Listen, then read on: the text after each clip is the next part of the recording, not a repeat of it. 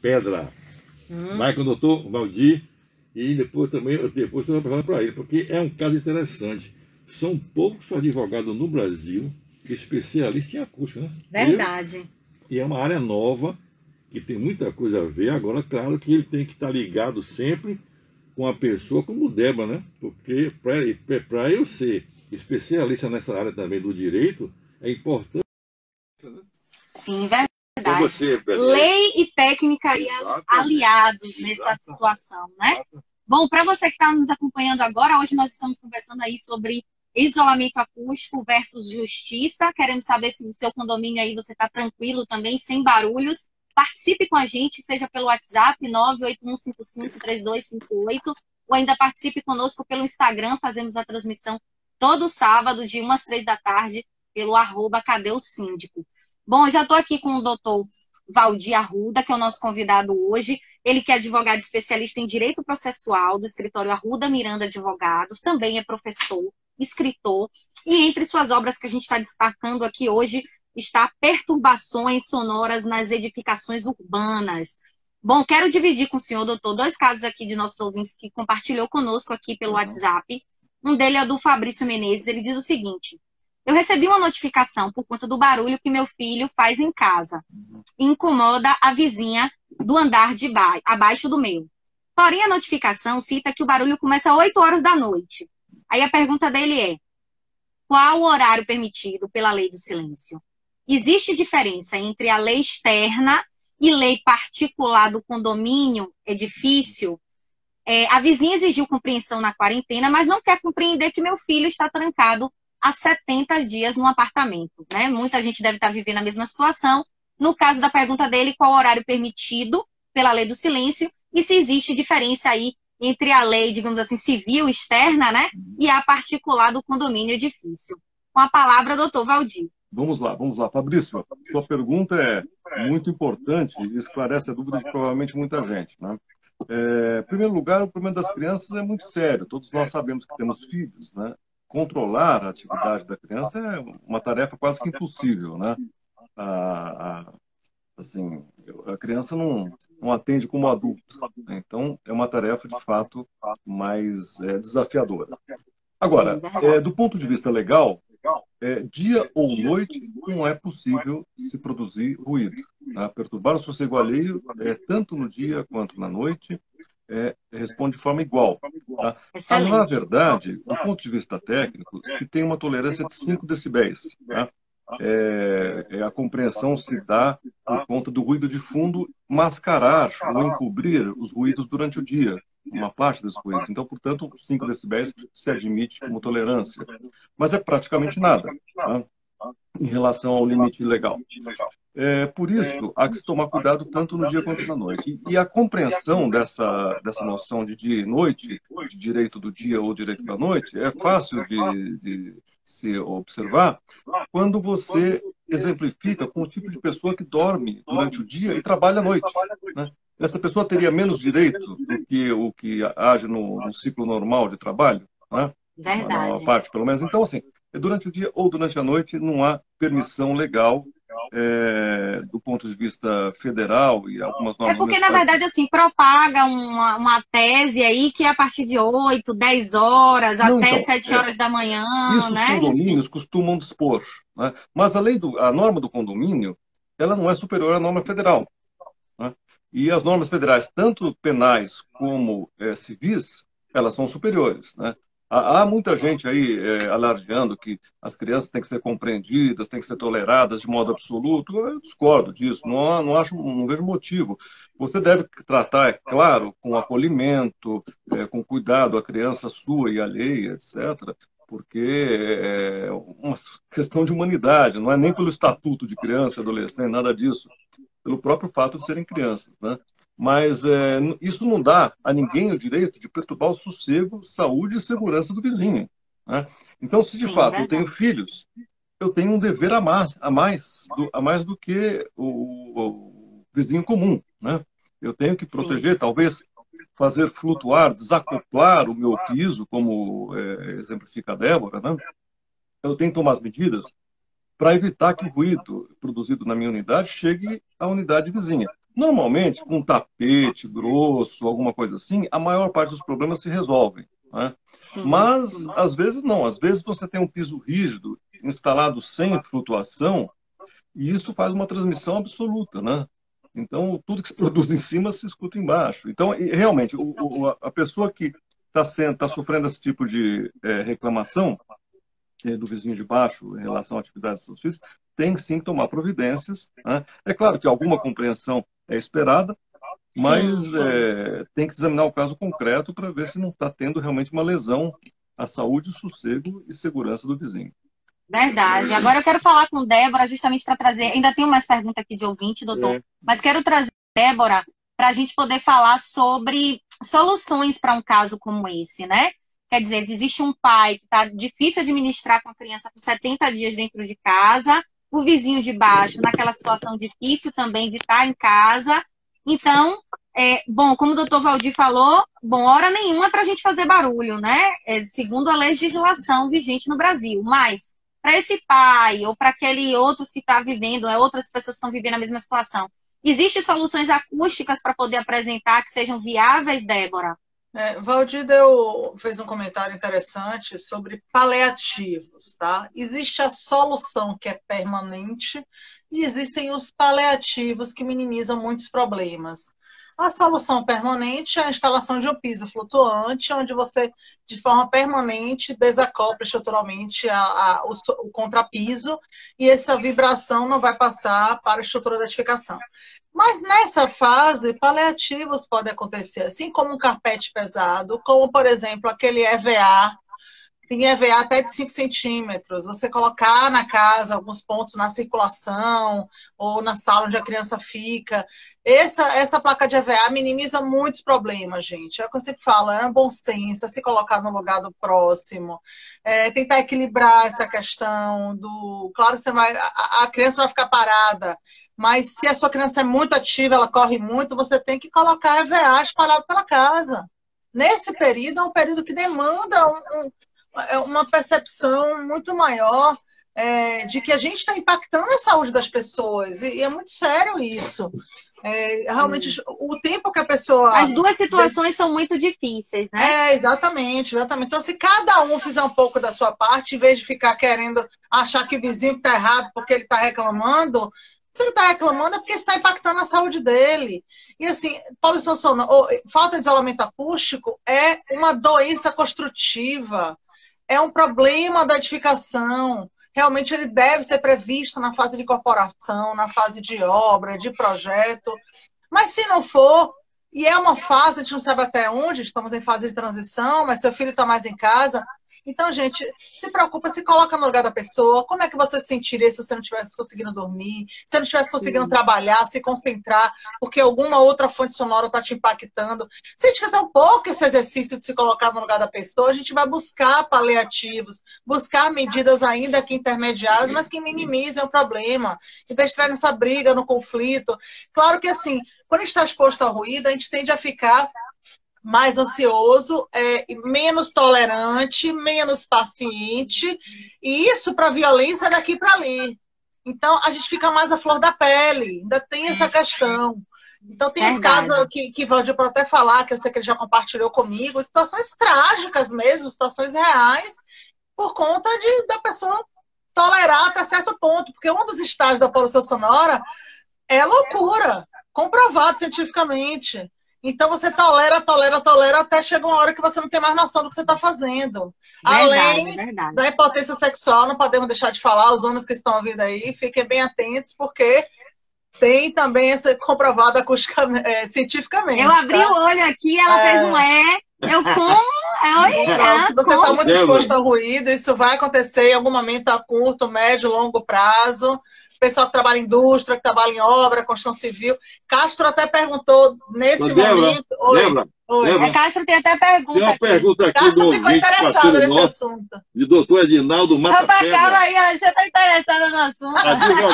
Advogado, e mandou o seguinte, Débora: o uso da vermiculita expandida pode auxiliar no isolamento, ainda na fase de construção? Pode sim, é uma das opções. a vermiculita misturado com argamassa de cimento na execução de um contrapiso flutuante, ou não, o próprio contrapiso, em vez dele ser todo denso, ele mistura com a vermiculita, você consegue propagar, fazer com que esse som se propague menos. Isso já tem os laudos sobre isso, o fabricante. Agora tem que ser calculado, dimensionado. A gente, na consultoria que a gente faz para norma de desempenho, a gente dá várias opções para minimizar esse problema. E, a depender do tipo de laje, essa solução pode ser suficiente, pode atender, sim. Tá? Então, Cássio, respondendo aquela sua outra pergunta sobre esse momento, os ruídos que têm incomodado mais, que não era tão comum as pessoas reclamarem tanto, é a questão de ruídos de obras, porque as obras não pararam e as pessoas estão trabalhando em casa agora.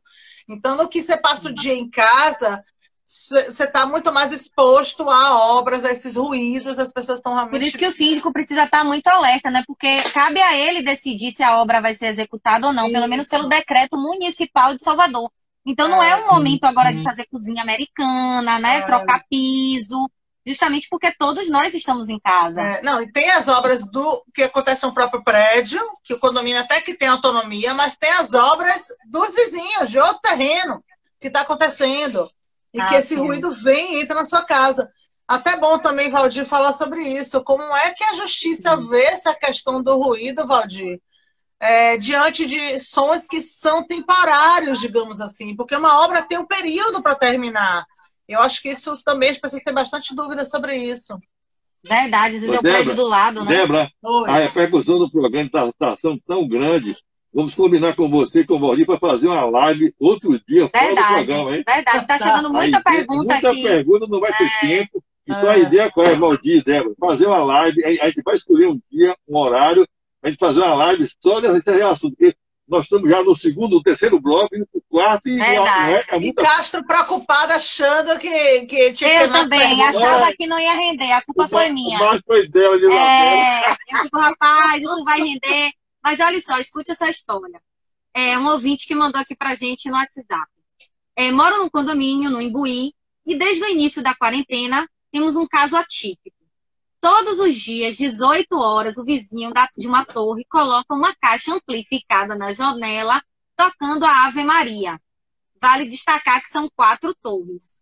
O problema é que começou com a Ave Maria. Agora já tem o hino do Senhor do Bonfim e mais 2 músicas religiosas católicas.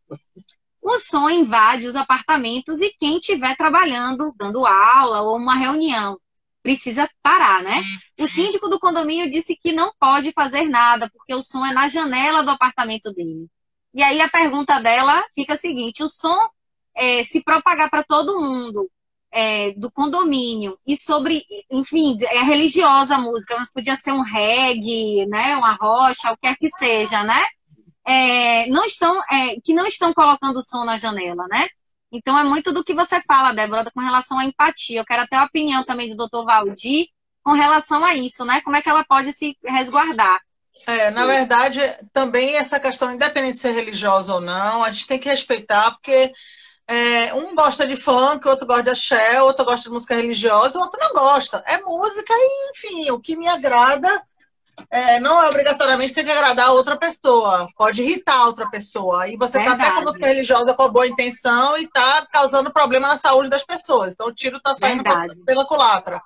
E tem uma questão muito importante que quando o nosso direito de liberdade. Eu não sei se Valdir já ouviu, eu já escrevi sobre isso, já tiveram matérias também, pessoas vivendo essa questão, porque a gente fala muito do direito aqui em Salvador, na praia. Eu quero ir para a praia, eu quero ouvir o som do mar. Se chega uma pessoa do meu lado e coloca um som, leva uma caixa de som, ela acha que ela está no direito dela de ouvir a música que ela quer, mas eu não tenho mais direito de ouvir o que eu quero. Eu sou obrigada a ouvir o que a pessoa quer, mas eu não tenho limite para isso. Eu não posso dizer que o som passe daqui para lá, fique no local que você ouve. Então, que liberdade é essa que a gente vive? No final das contas, que liberdade auditiva a gente vive? Débora, tem um elogio aqui para você de Luiz Edmundo do CREA, dizendo que você é um profissional mil e que você resolveu os problemas da sala da Escola Politécnica, viu? Um abraço para Luiz. Quando ele era diretor de lá. Um abraço, Luiz. Presidente do CREA, que honra ter você aqui ouvindo a gente. Bom, quero chamar também novamente aqui o doutor Valdir para nosso bate-papo, ainda dando continuidade aqui ao caso que chegou aqui para a gente via WhatsApp, falando sobre o som aí às 18 horas, né, com sons religiosos do lado de fora, né? Como é que esse vizinho, do ponto de vista legal, ele pode se preservar? Ou qual seria a indicação jurídica aí, doutor Valdir, para tentar minimizar essa situação aí? Mas, Isabela, eu estou entendendo que faz parte do mesmo prédio, né, o vizinho? Isso, isso. Veja só, nesse caso, o síndico tem o dever de agir. Do lado de fora, do lado de dentro, não interessa. Interessa que está havendo perturbação, né? E a perturbação contraria a lei, contraria a convenção e tudo mais, que o síndico tem que exercer e tem que fazer valer. Né? Então, esse é o dever. Agora, fora isso, todo prejudicado tem direito de agir na justiça com base no artigo 1277 do Código Civil para impedir as atividades prejudiciais ao seu sossego, saúde e segurança. E o fato de ter pretexto religioso, comemorativo, imitar os italianos, tudo mais, não vem ao caso. Importa a prejudicialidade, né? E é engraçado que isso me lembra uma pichação que eu vi na frente de uma igreja uma vez, que dizia o seguinte, Deus não é surdo, nem nós vizinhos. Né? E nem o quê? Nossos vizinhos? Nem nós vizinhos. Né? Sim. Deus não é surdo, nem nós vizinhos. Ora embaixo, né? Poxa, Deus não precisa que você grite para escutar, né? Sim, verdade. Isso também me lembra uma outra coisa, quando a Débora, principalmente, falou da liberdade, né? Teve um caso memorável, narrado pelo professor Antônio Chaves, da Faculdade de Direito da Universidade de São Paulo, que relatava uma situação ocorrida em Além Paraíba, na comarca de Além Paraíba, que é uma comarca de Minas Gerais, e na qual o sujeito demandava o seu vizinho por conta de uma festa barulhenta. Então, um caso como esse de janela, fazendo barulho, etc. Né? E, nesse caso, ele pretendia a cessação do ruído, a cessação da atividade festiva e tal, e também a indenização. O juiz de primeiro grau negou provimento à sua pretensão e disse na negativa que isso era uma coisa comum e, afinal de contas, qual festa não fazia barulho? E isso terminou a indagação justificando dessa forma. A sentença foi objeto de recurso de apelação, subiu para o tribunal e lá foi às mãos do desembargador Werneck Cortes, um dos grandes talentos que passaram pela magistratura de Minas Gerais, e ele respondeu, reformando a decisão, naturalmente, né? Respondeu a esse juiz, que perguntava qual festa que não fazia barulho. E ele disse assim, a festa que respeita a lei e procura não prejudicar os que dela não participam. A festa promovida por pessoas educadas que entendem que os limites dos seus direitos são encontrados quando inicia-se o direito alheio. Né? A festa promovida por pessoas que sabem viver em sociedade. Né? Verdade, sem dúvida. Teve uma vez que surgiu um caso desse aqui, doutor, aí a pessoa chegou e sugeriu assim, então convida o vizinho para a festa, né? Mas cada um com sua solução, né? Pois é. Bom, mas Paulinho já está aqui me pressionando para a gente poder dar um intervalo. A gente ainda tem um bloco, ainda tem tanto assunto para poder discutir que eu não imaginava. Doutor, inclusive é o seguinte, falei com Débora para a gente fazer uma live em outro dia, em outro horário, porque sim, tem muito assunto que está pendente, né? Então vamos conversar isso aí, tá bom? Muita gente participando, doutor. Bom, mas a gente ainda tem um último bloco aqui, escutem aí o recado de Paulinho. Deixa aqui eu cumprimentar as pessoas que estiveram conosco, nos apoiando aqui, nos dando audiência. O Arquimedes Rabelo falando aqui com a gente. A M. Terezinha, cadê ela aqui que eu me perdi? Rogério Cavalcante também aqui conosco, 2015. Isa Maria Cunha Teixeira também esteve conosco. A Maestria.gestão aí também com a gente dando um legal. Deixa eu ver mais. Maestria.gestão nos dando aqui excelente. Que coisa boa. Estamos cumprindo aqui a nossa missão, então. Deixa eu ver mais aqui. Tem um caos para contar sobre indústria no próximo programa. Marco sempre com os causos dele. O pessoal trouxe uns causos aqui para a gente também. Essa da Ave Maria foi boa. Lica Siviero, também ótima ideia. Alguma coisa que a gente falou aí, sugeriu no programa, talvez seja convidar o vizinho para a festa, né? A Eide Lacerda também, coraçõezinhos aqui conosco. Grupo Lordelo também conectadíssima com a gente, doutora Michele. B2 elevador, BS2 elevadores também nos cumprimentando aqui. Espero vocês aí no último bloco para a gente poder fechar com chave de ouro e muito barulho. Aguarda a live com Débora e ele, porque tem muito assunto que não vou poder falar aqui, não vai dar tempo. Verdade, então... não dá tempo. E vários coraçõezinhos, adorei. Bom, quero coraçõezinhos no último bloco. Até lá. Uma live.